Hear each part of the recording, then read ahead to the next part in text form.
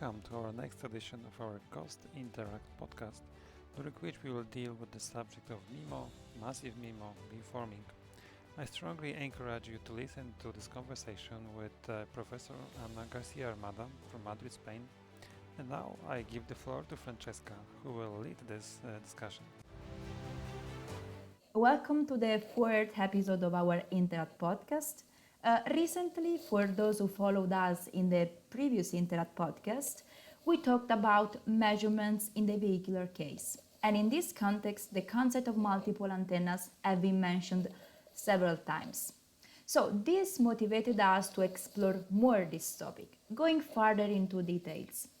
Now, to do this, today we host Professor Ana Garcia Armada. She is professor at Universidad Carlos III de Madrid in Spain, and in particular, Hannah worked on MIMO-related aspects for many years. So for sure today we will take advantage of her expertise in the field. So we can start. Good morning, Anna. We welcome you cordially. Good morning. Good morning, Francesca. Good morning, everybody. Very Thank you. happy to share Well, some time with you. thank you. Well, to begin with, I would like to ask you why multiple antennas? Why do we use them? So why do we use multiple antennas? I would say because both theoretically at the beginning and then practically, we have seen that it has many advantages. What advantages I'm talking about? First, the possibility to increase the data rate or the throughput by multiplexing several different data streams. At the same time, frequency resources just because we're using several antennas. Another advantage is we may want to make the signal more robust. So the multiple antennas give us diversity. You will have several paths and you can choose or combine these paths and then have, for the same conditions, a signal that is stronger and that means better quality. And another thing that we can do with several antennas is to have maybe the same quality, but with a reduced consumption of transmit power. So these three advantages that, as I say, were at the beginning theoretically explored, and then with years we managed to build the systems, and now it is fully proved, are the main reasons why MIMO became, or multiple antennas in general, became very popular. Thank you, Anna. It's very interesting. I think that this is changing, let's say, the technology. And we have to, let's say, take into account all the advantages that you mentioned, but also all the cons. And maybe we can discuss later this aspect. Now, in your opinion, what are the fundamental principles that we have to remember while deploying MIMO? Are there any physical limitations? Yes, well, I mentioned the multiplexing gain. I mentioned the capacity. I mean, multiplexing gain and capacity are coupled. I mentioned the diversity gain. But those, of course, depend on the number of antennas, right? But they don't depend on the number of antennas equally. So if you aim at diversity, the more antennas you have, either at the transmitter or the receiver, the better, because you will have more paths and the signal will go through more different channels, so you will have more diversity. But if you are aiming at multiplexing, so increasing capacity, increasing the data rate, then it matters what is the minimum number of antennas you have, either in the transmitter or the receiver. And this minimum number is going to give you how many different streams you're going to be able to transmit and receive. Let's say that no matter if you are able to maybe transmit 1,000 streams, but if you can only receive two because you have only two antennas, you cannot really multiplex more than two. And on the same, we can likewise look at the transmitter. If you can only have two antennas, no matter how many you could receive, you can only transmit two, right? So capacity is limited by the minimum number of antennas. And this is important because usually in the mobile terminal, you cannot have many. So this is one limitation, or one fundamental constraint. Another one is, well, you can aim at diversity and multiplexing, but you cannot do both at the maximum scale at the same time. So there is some trade-off. and you need to do your design. So at the end, you will do some signal processing at the transmitter and at the receiver, and you have to design it according to where you want to be in terms of diversity and multiplexing trade-off, because not everything can be done. And well, of course, another fundamental important issue is how to place the antennas, how close they can be, how many you can have in a reduced space. This will have, of course, the frequency will have an impact, because the higher Yeah, frequency, sure. the smaller you can Yeah, yeah, make yeah. the antennas. But this will have an impact on the correlation. And the correlation, in general, but not always, can be detrimental for your capacity diversity. So for the capacity and the diversity, it is clear. If what you want is different signals, if they are more correlated, you get less different signals. So your performance will be worse. So in general, correlation is not as good for the diversity. And also, if you are trying to send several signals based on the fact that they are different, and because they are different, you can separate them at the receiver, also correlation is not a good thing. But if what you want to do is focus all your energy pointing to a particular user sending just one strong energy signal, then correlation may be helpful. So this would be like the most fundamental principle Okay. that we need to take into account. Okay, okay. And as I got, it depends on what we want to achieve, right? Okay, perfect. Exactly. What we want to achieve, and sometimes also the environment. So the scenario, what is the application, Yeah, and where will also have constraints on what you can do. sure. Thank you. Very great. Now, very often we hear about this massive deployment of antennas. Massive, massive, massive. What does this mean, Hannah? Well, as I explained, the more antennas you have, the better, right? For the capacity, because the number of antennas at transmitter and receiver will increase the capacity and the diversity. So in the essentially in 4G, if we talk about mobile communication standards, MIMO was standardized and deployed. There were some initial attempts in 3G, but I would say 4G is where MIMO got really practically deployed. And what number of antennas? So in the standards, the maximum was 8 antennas. Well, in a mobile phone, it is not easy to have 8 antennas. I would say maybe 4 is the maximum we can really place, but in the base station, it's possible, right? But logically, the question came, well, if everything improves with the number of antennas, why don't we put more? And then going further to orders of magnitude higher than this 8 by 8, maybe tens, even hundreds, is what we call massive MIMO. So ideally and theoretically, everything will be better, right? If you have more antennas, because as I say, capacity increases, diversity increases, the reduction of required power increases. But of course, this has to be confirmed practically, because one can think, well, the complexity also Sure. will increase, right? Okay. But this is not necessarily true, because what complexity? The hardware complexity for sure, because you need the antennas and you need the radio frequency chains and you need the whole thing. So hardware limitations, I would say, are the most important challenge for massive MIMO. But the signal processing complexity that when one may think also should exponentially increase, that's not the case. Why is it not the case? Well, because of the properties of these channels when we have many of them.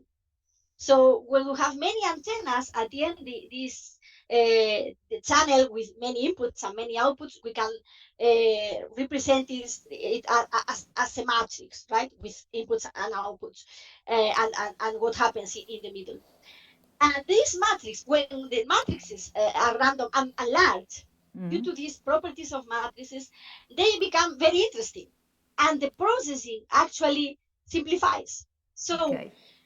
signal processing schemes that we were using in conventional MIMO, but did not work well because they were too simple, but not capacity achieving or not achieving the full diversity, like zero forcing or even maximum ratio transmission or combining. they become very good, even optimal when we have an infinite number of antennas. Of course, we will not have an infinite number, but with a large number, we can use this non so previously not so good signal processing and achieve very good performance. So massive MIMO is in part more complex, but in some part it allows us to use less complex processing. Okay, The okay. combination. I think that this massive deployment is also related to the frequency bands that we are currently adopting. So, in particular, how is MIMO implemented today in the different frequency bands? Yeah, but indeed, the frequency matters a lot. And actually, for higher frequencies, let's say millimeter waves that are now starting, I would say, especially in Europe, we still are in some countries just doing the auctions. Having many antennas is fundamental because of the large propagation losses. You need to have many antennas to be able to counteract these propagation losses. But on the other hand, it may be the hardware may be more complicated. So I was talking about the hardware limitations. The hardware limitations are going to be very different in different frequencies. If we go to lower frequencies, we call lower frequencies below 6 gigahertz, in particular 3.5, around 3.5 gigahertz is a frequency where massive MIMO is now finding a lot of uh, interest. The hardware is not that complicated. I mean, it is because still you need all your antennas and all your frequency frequency Chains. chains. That means analog to digital conversion amplifiers and converters or down, depending if you are transmitting or receivers. These things, of course, are complex, but they are needed if you want to fully exploit a full digital MIMO with all the processing made in the baseband and digital domain with all the fully capabilities, right? And this is possible in these frequencies because the bandwidth is still moderate. We are talking of maybe typically 20, 40 megahertz bandwidth. Going to 100 megahertz would be the maximum that we can do in these bands, and not usually you don't have this all this allocation, right? And for these moderate bandwidths, the analog to digital conversion and the amplification and these things, even though they are complex, they are still affordable in terms of cost and more especially in terms of energy consumption, which is a clear important KPI, right? So this can be done. However, if you go to millimeter wave, you go there because you want to have wider Yeah. frequency, wider bandwidth. So 100 megahertz would be the minimum. And then you go from there 400. And then in these frequencies, these bandwidths make the analog and to digital converters much more expensive in terms also of energy consumption. At the same time, the higher frequencies, the amplifiers, everything gets more complicated. So today we cannot really do a fully digital architecture. You need to do a combination An where hybrid. some part Yeah. can be a hybrid, exactly. Some part can be done in the digital domain, but then you have a limited number of radio frequency chains, not as many as antennas, and you have to do part of the processing still in the analog domain. So to be able to really have something that can work in the future, who knows? Because well, things evolve, and people who work in this analog to digital conversion and people who work in amplifiers, and maybe this will change. But at the moment, this is the case. Thank you, Anna. Very interesting. Now, I would like to move toward another topic that actually, personally, I never heard about, and this is the concept of channel hardening. Can you explain what does it mean? Yes, the channel hardening is a consequence of what I mentioned about these matrices that become very large, and because they become very large, they become deterministic. So the larger you have your system with more antennas at both sides of the communication link, and especially if the number is asymmetric, so many more antennas, for example, in the base station and less antennas in the users, even counting all the users together, This makes the matrices to become uh, interesting for us because they facilitate this processing and at the same time more deterministic. And what does more deterministic mean? It means any realization is closer to the mean. So the channel changes, but when you have all this set and you work with it together to kind of average these channel variations at your resulting channel changes less. It changes less, and this is of course advantageous for example, for channel estimation. You may need less pilots because at the end the channel is not changing that much. It is good for these properties that I explained that make the processing easier. It can also have some cons because for people who work in upper layers doing scheduling, resource allocation, they usually that diversity is good, and it comes from the fact that the channel changes, right? So the channel stops changing. You can you need to maybe approach all the scheduling and resource management in a different way. So maybe the classical way needs to be challenged, and you need something else. But in general, I would say, especially for those like me that are working in the physical layer, this channel hardening is very interesting, and it allows, for example, to do things like some work we do in my group, which is non-coherent detection of massive MIMO. So not even needing one pilot, nothing. You don't need to estimate the channel because the channel is getting so deterministic that you can get rid of it by just doing some averaging in the Okay. reception. And if you have a proper signaling that allows you for a non-coherent detection, you can even escape from channel estimation, which is very interesting, especially if you have a vehicular environment and things move fast and tracking the channel is complicated. You would need a lot of pilots so you can get rid of it. And channel hardening is helping to do these Yeah, kind yeah, of yeah. things. It seems, let's say, quite useful, this aspect of the deterministic, let's say, channel. Now, earlier we were discussing about hybrid digital architecture, and this somehow helps me to introduce another concept that is the one of beamforming, because it reminds me to hybrid digital beamforming. So now I would like to move toward the concept of beamforming that is becoming, let's say, quite important since several years from now. So could you present this topic, providing the general concept, the pros and cons, Anna? Yes, well, beamforming is a word that is so widely used that perhaps different people have a different explanation, right? So I will tell you my view. In my view, Okay. beamforming is just one way of doing the signal processing. So as I explained, to make a use of these multiple antennas, you need to do signal processing. It's not that you transmit and let's see what happens. You need to do things at the transmitter and at the receiver.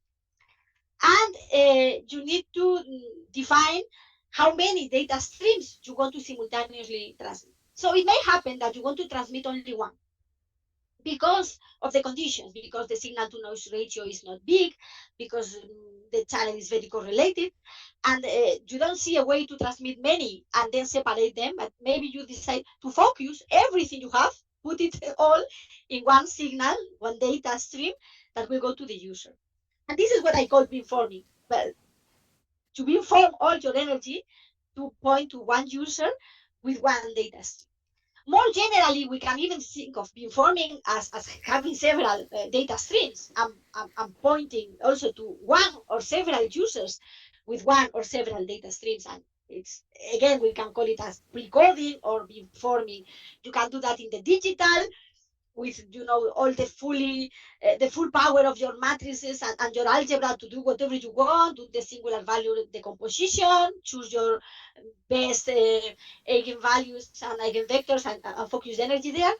Or you can do this closer to the analog domain with a phased array where, depending on the phases you put to each of the antennas, you point your transmission, you focus your transmission to a particular direction or a particular user. Essentially, both are the same. It's just how you implement and how you conceptually think of it. Probably it's easier to think of a signal being pointed, right? It's Okay. more Yeah, yeah, visual yeah, for people, we understand I point here or there much better than, well, in the virtual domain I find an eigenvalue, but at the end it is the yeah. I same. agree. It's an Yeah, implementation yeah. thing, right? And you can do this for one user, or you can do this for many users. Now the question is, how do I find where the user is? How do I point? I don't know where you are. How can I point to you, right? And this is all related to this channel state information Information. that is Yeah. usually the bottleneck, because at the end, to fully exploit MIMO, you need to know the channel. And then how? And then, well, implementation wise, in the standards, they try to find practical ways to do this that maybe are not, the optimum best theoretically, but they are feasible. So they came out with this idea of having several possible beams, so a grid of Okay. beams. So Yeah. I define the space, I divide in several directions, and I just go testing several directions and send to the user and ask, user, please tell me, do you receive me or not? And if you tell me here is where you receive me, okay, As this we is the beam scan the search space, I'm going right? to use. Kind of So then, scanning. Yeah. exactly, so you scan several beams, and of course, the more beams you have, the thinner you may have them, the better you are going to point exactly to your user. But this, of course, requires more feedback, because then the user has to tell you, well, I see you well in this one of out of 8. So this you need to be only able to number from 1 to 8. Or I see you well in this one out of 100. Oh, then you need to be able to number 100. So the number of bits to feed back this information increases, right? So, well, Yeah. usually a reduced number of beams is practical, and also this needs to be done with one user and with the others, and you need to be able to simultaneously, if the processing at your array allows, you can simultaneously point to several users, or scanning time to do a TDMA, pointing to different users once you get the feedback of where they are best. Okay. But of course, this takes time, and this, again, um, if this changes fast, if you are moving in a vehicle, this is complicated. I would say, despite the fact that, well, because this happens more with millimeter wave. Why? Because we need more this analog kind of thing, because we cannot do fully digital. Still, also, there is this concept in lower frequencies, even though it's done fully digital, but at the end, we need also a discretized amount of possibilities and the feedback, because otherwise we cannot work. But in general, if we move fast, this is complicated. And I would say that's why still there is a need to work a lot to fully, let's say, mobilize millimeter wave, because fixed is easy, but moving is complicated. Okay, okay, very interesting. The concept of beamforming. I'm personally approaching this topic, and there's a lot of study behind. And but I think that this will help us in millimeter waves and all the new technology that we are, let's say, starting adopting these days. Now we came Yeah. to the last question, Hannah, and I would like to close this podcast with a more practical question.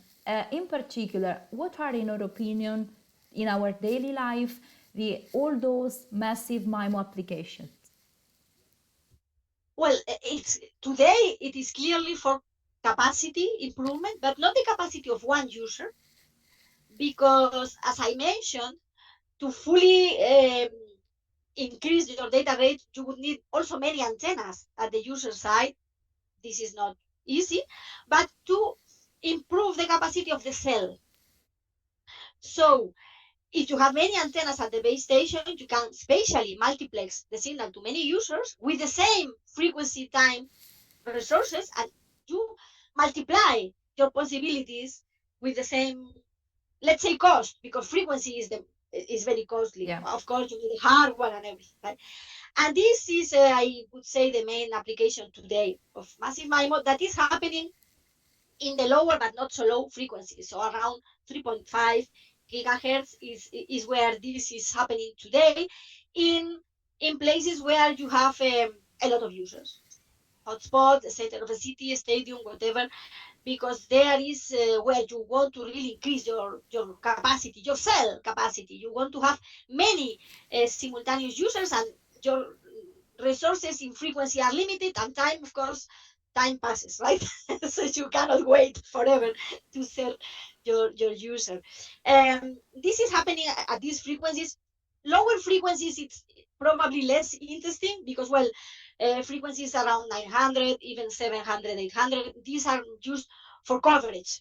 So because they are very good for propagation, so you can use them even in rural where Yeah. you need to reach to Long users that are far distances. away. Yeah. But yeah, but then capacity is not such a problem there, and also the size of the antennas would be big, so it's not that easy also to build massive things in these frequencies. But around 3 gigahertz and in this is where today the application is more clear.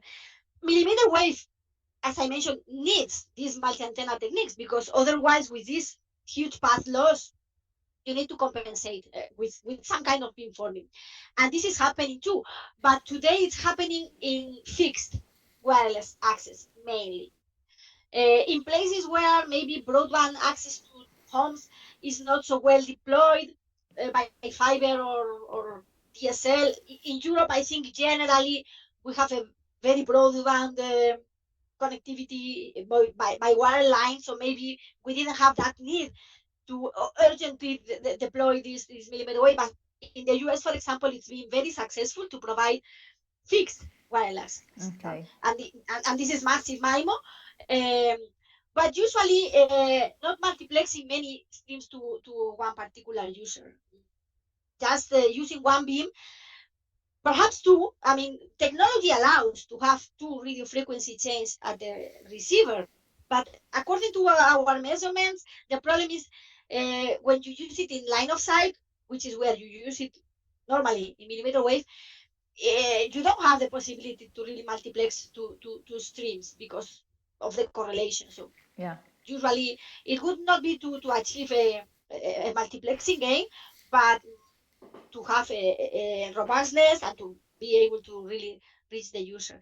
So these two places is where I sit now. Now, I would say the very interesting industrial environments will embrace this sooner or later. And now there is this new frequency band that eventually in different parts of the world is being allowed for industry applications without license or with licenses, but that are more industrial. So not necessarily going through an operator and the classical licensing.